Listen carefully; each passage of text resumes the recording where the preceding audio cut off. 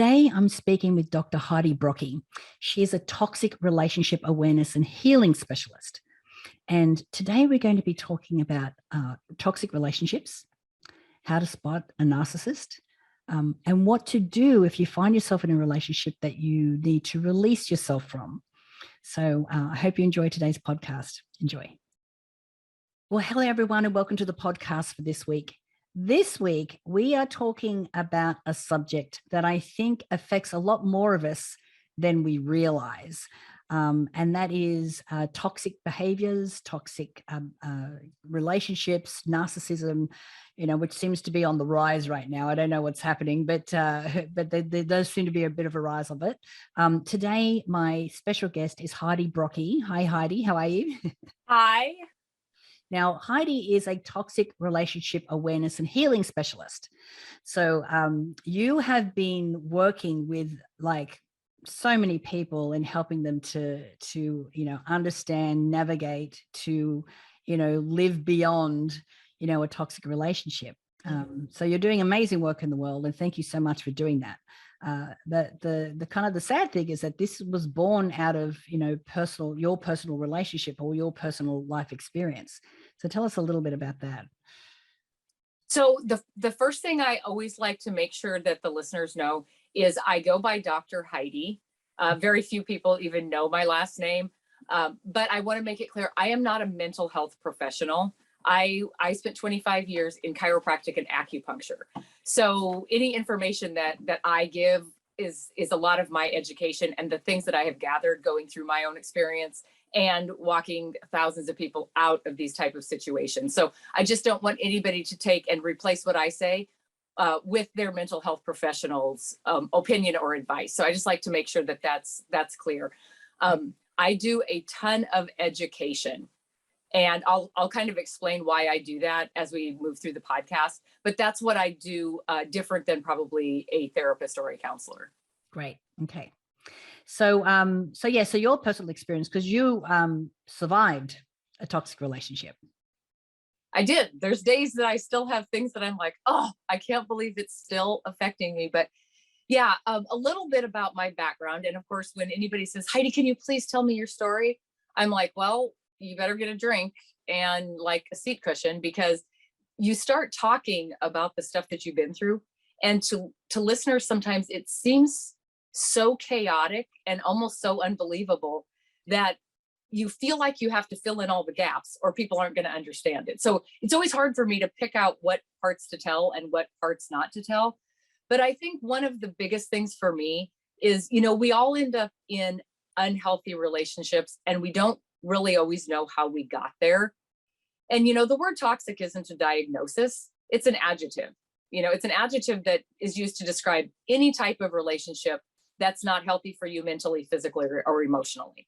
Right. So, when people hear about abusive relationships or mentally abusive or domestically abusive, our brains automatically go to your intimate relationships. And, toxic relationships can be friendships and family situations and social circles.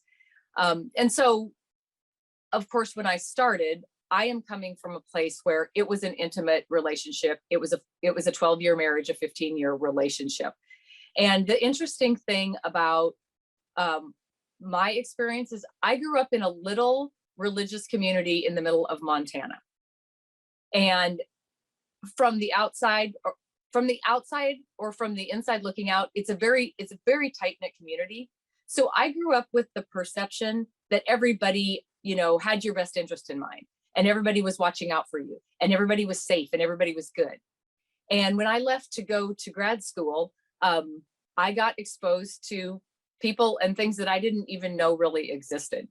So, after I got out of this relationship and looking back, I really think I got blindsided by the fact that I didn't believe that there was people like this out there. Right.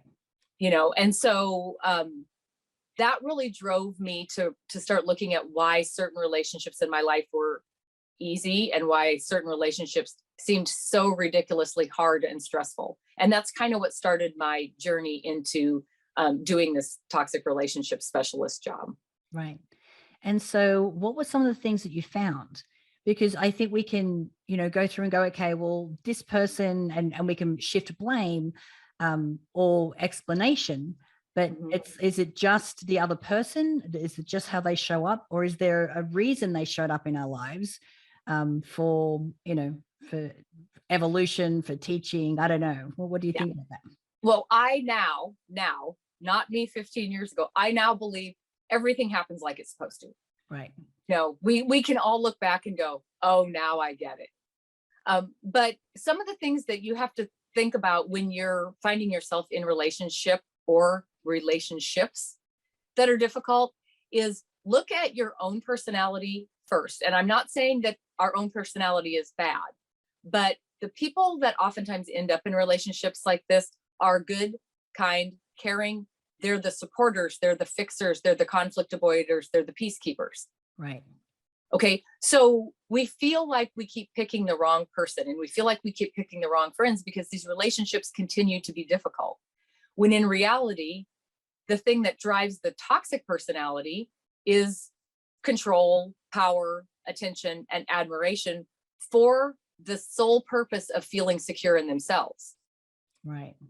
So you think about, if you're a person who wants control, power, and attention, what type of personality are you going to target? Right. Oh, the good, kind, caring, fixing, supporting, conflict avoiders, right? Mm-hmm. So I always make an emphasis on don't get down on yourself because you probably didn't pick them. They picked you because if you weren't supplying them with those things, you wouldn't have stayed in their life on any significant level. Right. So give yourself a little grace. There is the first thing you need to do. And then the thing that made the difference for me now, Maya's story was very chaotic. It was somewhat volatile. And in the end, I had been divorced for 2 years from my former husband, and nothing in the 2 years had changed. I remember being very excited about having divorce papers in my hand, and I spent 2 years and nothing had changed. So I started looking back after I had left on why that was. And it's not about the relationship. It is 100% about the control over you that makes them feel secure. So they don't care if you're in a relationship or not. As long as they can still control you on some level, they're going to do that because you're still giving them something they need to feel secure. Right. So 2 years after I was divorced, I actually ran away. And you hear about people running away when they're in bad situations. It almost didn't make sense to me because I was divorced and I ended up leaving my business, leaving the property, leaving everything I worked for. I left my patients and I left my kids to begin with, which sounds awful because what kind of mother does that? But to get out and get myself mentally back to where I was and to get healthy, I knew that I had to get myself healthy so that my kids had something normal to see. They were raised in this environment and to them it was normal. And so even though it was the last thing I wanted to do, I ended up doing that to save myself so I could go back and save my kids. Right. But it wasn't until I was out that I started looking back, because back to your original question, it's very confusing when we're in these situations because our attention is constantly on what they're doing and what they're saying. Oh, they did this and it hurt my feelings, and they said this and how can they say that? And the problem is when you're in these situations, you're trying to stay ahead of them so you can anticipate how to react to keep yourself safe. Right. So really the only thing you have time to concentrate on is what they're saying and what they're doing, so you can adapt accordingly to keep fires out, to keep the peace, to avoid conflict, that kind of thing. And so once I was out and had a chance to really look back at the relationship, I stopped paying so much attention to the things that were said and the things that were done. And I started really digging into what was the motivation behind the things that they were saying and the things that they were doing. Right. Because, we keep looking at them like, how come they can't just be nice? And how come they can't act normal? And why don't they act like me? I try so hard. And the truth is, we're looking for ourselves in them, and they're wired completely differently. Right. So I started digging into the motivation. And once I started seeing repetitive cycles, I literally was like, you've got to be kidding me. This is so simple. But when you're standing in the middle of the chaos and you're in survival mode, there's no way you can objectively see that. So No. that's the basis of when I work with people is I teach them what motivates the toxic person so they can understand it more. And knowledge is power. Right. And so that's where I come from. Because I think too, like when you're emotionally caught up in everything that's going on, you can't see. You can't detach and become the observer to actually from the 30-foot view be able to see what's actually going on. And so with these people, that perpetuate these toxic relationships, is it something that they can help? Is it something that they can change? Like I'm wondering if someone's in a relationship with someone now that goes, oh, I can identify a few things, but but they said they're going to change, and is that even possible? So I don't ever want to be the one that's going to say never. But what I have learned in my time doing this is their programming is not empathetic. Because their drive is security in themselves, they're programmed at a very self-centered level. So because we're kind and caring and we want to give people the benefit of the doubt, we are always going to hope that they'll change, because toxic people aren't the cashiers in the grocery store. They're not the lady you meet on the street. They're the people we're married to. They're the people that raised us. They're the people that we have already emotionally invested in. Right. So we care about them. And so we want it to be better, and we want them to do better, and we want them to act nicer, and we want the relationship to be better. And I think we hold on to hope that they'll change. Now, the other question I get all the time is what causes this? Okay, I don't personally know what causes this. I believe that there's several different scenarios that could cause this type of personality. But at the end of the day, you're dealing with someone who doesn't have a lot of empathy, who preys on the people that do have a lot of empathy. And the reason that is most of this personality is emotionally abusive. Okay. And I think when I was in my former marriage, I had friends and maybe my family that was telling me, I think you're in an emotionally abusive relationship. Well, this will age me, but it was before a lot of Google, right? Mm-hmm. And I think I had the wrong definition of emotional abuse. I thought, yeah, he yells a lot and he calls me names, but I've been in it for 8 years and I'm so used to it that it's really not that big a deal anymore. Right. And so when you think about emotional abuse, you have to realize what that is. It's when somebody uses your emotions to get something that they need. So if they can say or do something that makes you happy or makes you sad or makes you feel guilty or makes you upset or makes you mad, if they can say or do something that elicits an emotional reaction, they feel, one, in control of your emotions, and 2, power over you. Right. Also they try to eliminate the other things in people in our life that give us emotional support. They want us to look to them for our emotional dependence.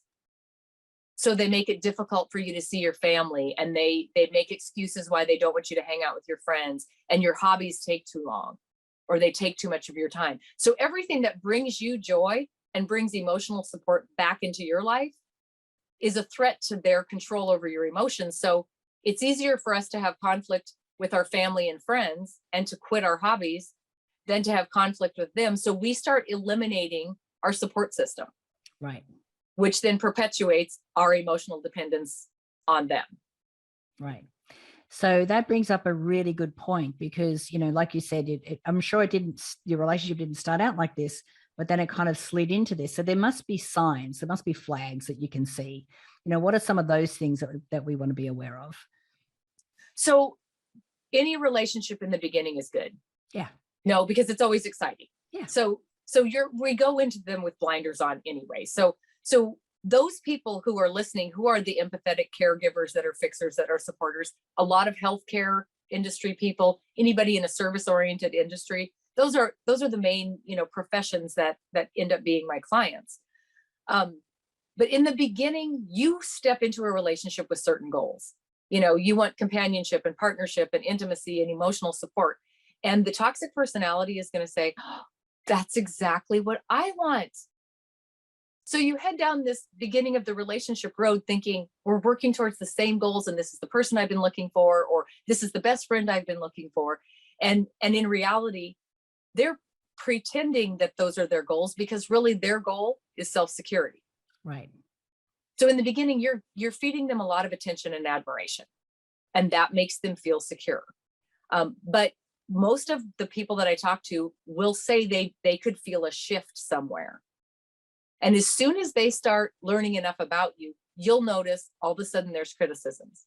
All of a sudden they don't come home on time. All of a sudden they're ignoring your texts, or they're belittling you, or they decide that your hairdo that they always loved, now it's not good enough. Okay, it's at that moment that they've learned enough about you that they're going to switch you into the one that they feel power and control over. Right.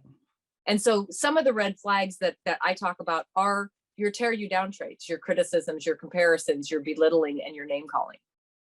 Okay, that is the first thing we teach our kids. Don't call names. Right. But like in my case, it was almost the same scenario as if you step into a room that stinks. If you stay in the room, the smell goes away. And I had gotten so used to being called names and being yelled at that it was a day-to-day thing. So it didn't affect me anymore. Right. So then what happens? Your emotional abuser is looking for an emotional reaction. Well, when I don't care that I'm getting called names anymore, I don't give a reaction. So the names get meaner, or the blocking doorways start, or, they have to get bigger and louder. And that's how abuse escalates. Right. Some of the other red flags that you'll be looking for is blame, denial of mistreatment, demanding respect, telling you to trust them. They don't realize that trust is earned. You're just supposed to trust them because they say. Instilling fear is a big one. Now, a lot of people that are in emotionally abusive relationships will say, oh, yes, but there's no domestic violence. Like, he's never hit me or she's never thrown anything at me. Okay, it's not always fear of your physical safety. It's fear of causing conflict, or fear of upsetting them, or fear of disappointing them. And anytime you're changing who you are to fit better in a relationship, you're settling. Right. And that means you're compromising yourself for what somebody else wants you to be. Right. The isolation that I talked about earlier, that's a red flag. Crossing your boundaries is a red flag. Feeling like you have to ask permission so you don't get in trouble is a red flag. And the thing people don't realize, I didn't realize it. I left that marriage thinking, oh, he was the only person on the planet like that. And, before I knew it, I had a toxic office manager and toxic friendships. And that's when I started really going, okay, the common denominator in this is me. Right. And so I knew I had to start educating myself on how to spot these, which is the first, difficult thing. And the second thing is we get very used to putting everybody else before us. We don't want to be the bad guy, and we don't want to hurt people's feelings. So we don't choose ourselves. Right. So spotting the red flag is one thing, but then making the decision that's best for you, has to follow that, or you're going to be back in the same situation. Right. Absolutely. So, I mean, and as you were just saying, that we've got toxic relationships, not just intimate, but everywhere. So let's say, we're looking at a family member or family members. It's not like we can just cut them out of our lives. How do we deal with a relationship that you can't really walk away from? So I started this trek out thinking I was just doing wives that were leaving toxic marriages. Right. Okay. I have worked with every type of toxic relationship up to this point, and you really handle them all the same. Okay. Because first of all, we know they're emotionally abusive. You pull emotion out when you interact with them because they're looking for that emotional reaction. So if we cannot control what they say or what they do, we can only control how it affects us. So if we can hang on to control of our emotions, it doesn't allow them to step in and take that power. So like in the setting, holidays with toxic family members make you want to cancel the holidays. Right. So what I suggest is, what topics are touchy. Avoid touchy topics. you know it. If you're a family member, you've been watching this cycle, you can tell their body language, you know when it's coming. And I always say, nobody ever knows when you have to use the restroom. So if you feel a touchy subject coming on and you feel like they're seeking a reaction and you're getting upset or you're getting your feelings hurt, or you're going to do something to perpetuate this conversation, go to the bathroom. Right. Get on your phone. We all have our phones in front of our face. Nobody knows when somebody's calling you. Just exit the room, take a few deep breaths, and then when you re-enter, you go talk to somebody else, so that part of the conversation kind of goes away. Right. And another really good tip for that is don't give them a ton of your personal information. They're digging for things that they can use against you so they feel powerful. Right. So I think the therapists call it gray rock. You talk about very superficial events with that particular family member, the weather, the kids' sports, what's on your calendar, but you don't tell them who you're going out with on Friday night and what you're doing. Right. So one of the other things is, you don't have to converse with them as much as you think that you do. Only answer the topics that are pertinent. You don't have to respond every time they text. Right. And our initial thing is, yeah, but if I don't respond, I'm going to be in trouble and get 5 more texts. Well, you're going to get 5 more texts anyway. Right. But Exactly. but by you not responding, that keeps you safer. That's right. And we're always worried about them, and we don't even stop to think, oh yes, but I can control some of this. Right. Exactly. And it gives you some more choices there as well, which is great. So, and you're sort of taking more control. I think that, we can so easily get emotionally triggered and emotionally caught up, especially when you're, face to face with someone. But I love that, taking a breath, taking a walk, going to the bathroom, whatever you need to do to kind of diffuse the energy of it, I think is fantastic. So, the other thing I wanted to ask you about is that, let's say that there's someone that's listening to the podcast right now who, is in a toxic relationship, and they're like, you know what, I'm done. I can't do this anymore. Like, what's some advice that you have for them on how they can remove themselves from what I would think is, a partner who doesn't want to let them go? So I get asked this question a lot, and I get asked this question a lot on podcasts, and I've been asked to do podcasts on this. I have to be a little bit careful giving too much information in this area, because unless I know what type of personality they're dealing with, I am hesitant to tell them to do or not to do something. Right. Because I understand how abuse escalates. I was in a relationship that when he felt like he was losing control, it got very volatile. So by the time I left, I was running for my life. But the things that you can do, one of the biggest things you can do if you are contemplating whether you're staying or going, is knowing that that is not an easy decision. And if it was, you would have already made it. Right. So put that little decision on a shelf and start doing education on what motivates the toxic person, because then you can take the time to observe. And the more you observe and think about, oh, they were doing that for control. Oh, they wanted to feel power. Oh, they did that to get my attention. Because ultimately, getting all of those things from you makes them feel secure. Okay, when you can observe this for 3 or 4 weeks, you're going to all of a sudden just go, oh, I'm not going to do this one more day. Right. Because you've been standing in the cloud of confusion. The other thing that I strongly, strongly recommend, and I just did a podcast episode on this, we don't have time to concentrate on ourselves. We have to keep them happy, and our attention is 100% on them because we're in survival mode. So even if you're not ready to make that decision yet, that's totally okay. I know that you've probably got family and friends that are wondering why you haven't hurried up and why you're not gone yet. I'll tell you from experience, you will not leave until you're ready to leave. Right. So take the time to start investing in yourself. Start doing some self-discovery exercises. Try to figure out what your top values are, because you have compromised all your values while you were in there. Start thinking about, what did you want your life to look like? What goals do you have? What career changes would you want to make? I guarantee most people will go, I haven't even had time to think about that. Right. You know, I worked with a 53-year-old woman, beautiful woman. And when I first got on the phone with her, she was describing her marriage. She had a great husband. She had 3 kids. They were all graduated. I think 2 of them were doctors. She was super happy. So I'm thinking, what did you call me for? Well, it was her mom. She had been raised in a very toxic environment with a very controlling mother.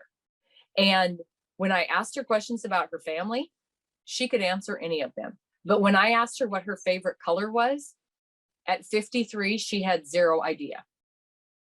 Wow. And she said, you know what? My mom picked every prom dress I ever had. She picked my wedding colors. She picked the colors I decorated in my house. She said, I have no idea. So those are the type of things that we don't realize we're not doing for ourselves. So if someone's in thinking about leaving, start focusing on yourself first, because you're eventually going to have to do that. Whether you do it before or after, you're still going to have to rediscover yourself. And that's very powerful for people that are contemplating a decision like that. Yeah. I mean, I had a great marriage, which ended, we were together for 20 years. But even then, you know, when we amicably split, I still had to find myself again. Mm-hmm. You know, after 20 years of being with someone, of course you morph and you change. I mean, I think this is a whole other level, but even then, I think it took me a year to kind of shed and go, wait a second, is that my opinion or is that Glenn's opinion? I don't know. Yeah. You know, so it took me a little while to do that. Yeah, and you're right, because you had an identity of who you were when you were in that relationship. Yeah. And all of a sudden, poof, that relationship is gone. So nobody's telling you that you're a wife. So you're sitting in a room by yourself going, yeah, I have no idea who I am. Yeah. And, you know, that brings me to another point. A lot of people that get out of toxic relationships won't realize that it's time to do some self-work and will jump right into another relationship so that they have an identity, because it makes them feel more secure that I don't know what I am by myself. So at least if I've got somebody, it gives me a title, or it lets me feel like I'm someone. Right. But the self-work is imperative. It needs to be done. I agree. You can't do that, because you have to be whole. You have to know who you are. You have to, you know, have a sense of self. Like in my new relationship, you know, for me, it's been really important that I still have my autonomy, that I still have who I am, that I'm not diminishing, you know, who I am to be with this other person, that 2 of us come together whole and create this amazing relationship because of that. But you have to do the work first to be able to do that. So coaching with drheidi.com is Heidi's website. So what are people going to find when they get there? So first of all, I call it Coaching with Dr. Heidi because I have to do a lot of my education and exit plans and helping people out in secret.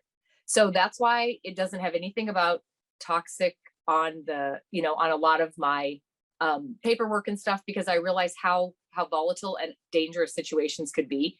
But if you get on my website, there is something called the Toxicity Profile Analysis. And it is a long quiz. It's 106 questions. Each question correlates to one of the 21 character traits that I teach. So let's just say, Natalie, that you get on and take it. You'll get a score mild, moderate, or severely affected by the toxic traits of others. The score I get, so I can see what type of personality you're dealing with, I can see how many yeses in each one of those red flags. Right. So should you decide to get on the phone with me, you don't have to tell me your whole story, because it's very emotional and it's very difficult for somebody that has an hour session to tell me the story. And by the results, I already know what type of manipulations they're using. I already know what the extreme, position of the toxicity in the relationship is. And I can start off on the first call, starting to create an exit plan just by taking the TPA. But sometimes just taking it, even if you never ever speak with me, some of those questions are really going to make you think, maybe that's not normal. I've been living with it so long, it's normal. So the TPA is on the website. You can also find my podcast. I have a podcast on all the major platforms, just like yourself. It's called It's Not Normal, It's Toxic. And then I have also, I work with people individually. I teach groups, and I also have my program in a written form, just in case somebody needs to learn this information in secret. They can purchase the written form, download it, print it out. All of that stuff can be found on the website. I also run a support group on Facebook for those people who are in this position, because if someone hasn't been through it, it's very difficult to explain what you're going through. So the support group on Facebook is called Strength Within. So any of the listeners are feeling like they're going through this alone, that support group is excellent, and it's a very positive place to be. Yeah. Well, Heidi, thank you so much for your time today. And, I know that because of your life experience, you have this unique position to not just have empathy and compassion and completely understand, what a lot of, people are going through. And I'm sure it's not just women, I'm sure men as well. But that you're using that experience in a way that's really helping a lot of people get out of a very painful and terrible situation. So thank you for everything that you do. I always used to say, I thought I was struggling so awful. And now looking back, when I thought I was struggling, clearly I was in training. Right. But I'm so thankful. I don't regret having to go through it. I regret watching my kids go through it a little bit. But it's provided me the best job I've ever had. So I have to say that I guess I'm thankful for it. Yeah. All right. Well, thank you so much for being with us today. Thank you.